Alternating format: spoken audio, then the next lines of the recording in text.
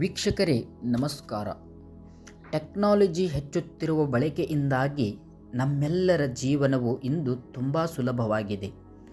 ಬದಲಾಗುತ್ತಿರುವ ಜೀವನ ಶೈಲಿಯಲ್ಲಿ ಇಂದು ಹಲವಾರು ದುಬಾರಿ ಏರ್ಫೋನ್ ಅಥವಾ ಹೆಡ್ಫೋನ್ಗಳನ್ನು ಬಳಸುತ್ತಿದ್ದಾರೆ. ಏರ್ಫೋನ್ ಮತ್ತು ಹೆಡ್ಫೋನ್ ಬಳಕೆದಾರರಿಗೆ ಮನರಂಜನೆಯ ಮತ್ತಿನಲ್ಲಿ ಆರೋಗ್ಯ ಹದಗೆಡುತ್ತಿದೆ ಎಂದು ಮರೆತು ಬಿಟ್ಟಿದ್ದಾರೆ. ಹೌದು ವೀಕ್ಷಕರೇ, ಬಹುಸಂಖ್ಯಾತರು ಮನರಂಜನೆಗಾಗಿ ಇಂದು ಏರ್ಫೋನ್ ಮತ್ತು ಹೆಡ್ಫೋನ್ಗಳನ್ನು ದಿನನಿತ್ಯವೂ ದೀರ್ಘ ಸಮಯದಲ್ಲಿ ಬಳಸುತ್ತಿದ್ದಾರೆ. ಆದರೆ ಅವುಗಳ ಬಳಕೆಯಿಂದ ಆರೋಗ್ಯದ ಮೇಲಾಗುವ ಸೈಡ್ ಎಫೆಕ್ಟ್ಗಳ ಮೇಲೆ ಯಾರೂ ಸಹ ಇದುವರೆಗೂ ಗಮನಹರಿಸಿಲ್ಲ. ದಿನದಿಂದ ದಿನಕ್ಕೆ ಏರ್ಫೋನ್ ಮತ್ತು ಹೆಡ್ಫೋನ್ ಬಳಸುವವರ ಸಂಖ್ಯೆ ಹೆಚ್ಚಾಗುತ್ತಿದೆ. ಅಂತಹವರು ತಮ್ಮ ಆರೋಗ್ಯದ ದೃಷ್ಟಿಯಿಂದ ಏರ್ಫೋನ್ ಮತ್ತು ಹೆಡ್ಫೋನ್ ಬಳಸುವುದರಿಂದ ಉಂಟಾಗುವ ಆರೋಗ್ಯದ ಸೈಡ್ ಎಫೆಕ್ಟ್ಗಳ ಬಗ್ಗೆ ಈ ವಿಡಿಯೋದಲ್ಲಿ ತಿಳಿದುಕೊಳ್ಳೋಣ. ಹಾಗಾದರೆ ನಮ್ಮ ಚಾನಲಿಗೆ ಮೊದಲನೇ ಬಾರಿ ವಿಸಿಟ್ ಮಾಡಿದರೆ ನಮ್ಮ ಚಾನಲನ್ನು ಸಬ್ಸ್ಕ್ರೈಬ್ ಮಾಡಿಕೊಳ್ಳಿ. ಪಕ್ಕದಲ್ಲಿರುವ ಬೆಲ್ ಐಕಾನ್ ಮೇಲೆ ಕ್ಲಿಕ್ ಮಾಡಿ ಆಲ್ ಮೇಲೆ ಪ್ರೆಸ್ ಮಾಡಿ ಎಲ್ಲ ವಿಡಿಯೋ ನೋಟಿಫಿಕೇಷನನ್ನು ಪಡೆದುಕೊಳ್ಳಿ. ವೀಕ್ಷಕರೇ, ಈ ವಿಡಿಯೋ ತುಂಬ ಉಪಯುಕ್ತವಾಗಿದೆ. ಎಲ್ಲಿಯೂ ಕೂಡ ಸ್ಕಿಪ್ ಮಾಡದೆ ಪೂರ್ಣವಾಗಿ ವಿಡಿಯೋವನ್ನು ನೋಡಿ.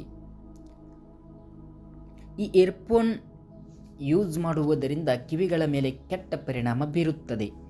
ನೀವು ಹೆಚ್ಚು ಹೆಡ್ಫೋನ್ ಬಳಸಿದರೆ ಅದು ನಿಮ್ಮ ಕಿವಿಗಳ ಮೇಲೆ ಕೆಟ್ಟ ಪರಿಣಾಮ ಬೀರುತ್ತದೆ. ಇದರಿಂದಾಗಿ ಪದೇ ಪದೇ ಸೋಂಕು ಹರಡುವ ಸಾಧ್ಯತೆ ಕೂಡ ಇರುತ್ತದೆ. ಆರಂಭದಲ್ಲಿ ಕಿವಿಯಲ್ಲಿ ನೋವು ಪ್ರಾರಂಭವಾಗುತ್ತದೆ ಎಂದು ಅವರು ಹೇಳುತ್ತಾರೆ. ಆದರೆ ಕ್ರಮೇಣ ನಿಮ್ಮ ಈ ಸಮಸ್ಯೆ ಹೆಚ್ಚಾಗುತ್ತದೆ. ನೋವಿನ ನಂತರ ನಿಮ್ಮ ಕಿವಿಯಲ್ಲಿ ಸೋಂಕು ಉಂಟಾಗುವುದು ಅಪಾಯವಿದೆ. ಅಷ್ಟೇ ಅಲ್ಲ, ಇದರಿಂದ ಕೆಲವರಿಗೆ ತಲೆ ಸುತ್ತುವಿಕೆಯ ಅನುಭವ ಕೂಡ ಆಗಬಹುದು ಎಂದು ತಜ್ಞರು ಕೂಡ ತಿಳಿಸಿದ್ದಾರೆ. ವೀಕ್ಷಕರೇ, ಹೆಡ್ಫೋನ್ಗಳ ಅತಿಯಾದ ಬಳಕೆಯಿಂದ ಏಕಾಗ್ರತೆಯ ತೊಂದರೆಯೂ ಕೂಡ ಆಗುತ್ತದೆ. ಕೆಲವೊಮ್ಮೆ ಹೆಡ್ಫೋನ್ಗಳ ಅತಿಯಾದ ಬಳಕೆಯು ಏಕಾಗ್ರತೆಗೆ ತೊಂದರೆ ಉಂಟು ಮಾಡಬಹುದು.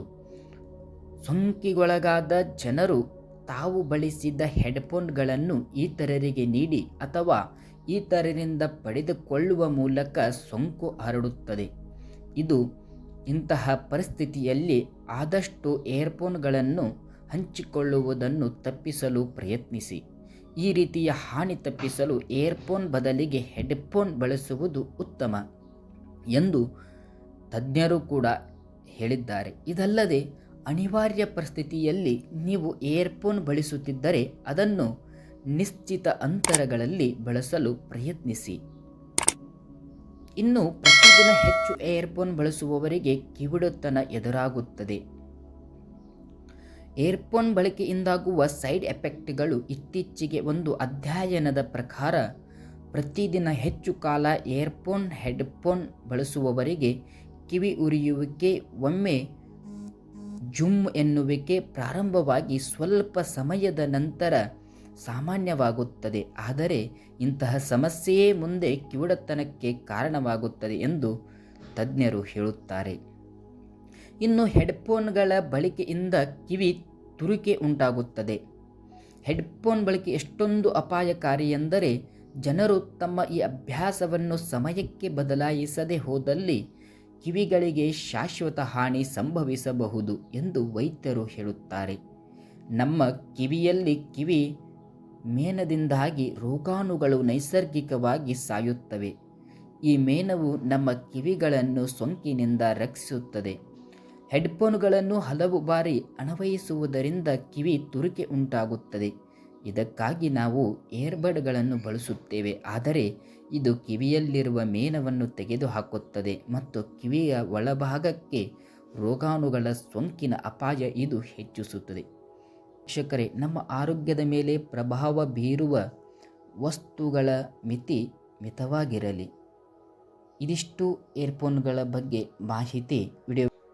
ವಿಡಿಯೋ ಇಷ್ಟವಾದಲ್ಲಿ ಲೈಕ್, ಶೇರ್, ಕಮೆಂಟ್ ಮಾಡಿ, ಹಾಗೆ ಸಬ್ಸ್ಕ್ರೈಬ್ ಮಾಡೋದನ್ನು ಮರಿಬೇಡಿ. ಮತ್ತೆ ಮುಂದಿನ ವಿಡಿಯೋದಲ್ಲಿ ಸಿಗೋಣ. ಧನ್ಯವಾದಗಳು.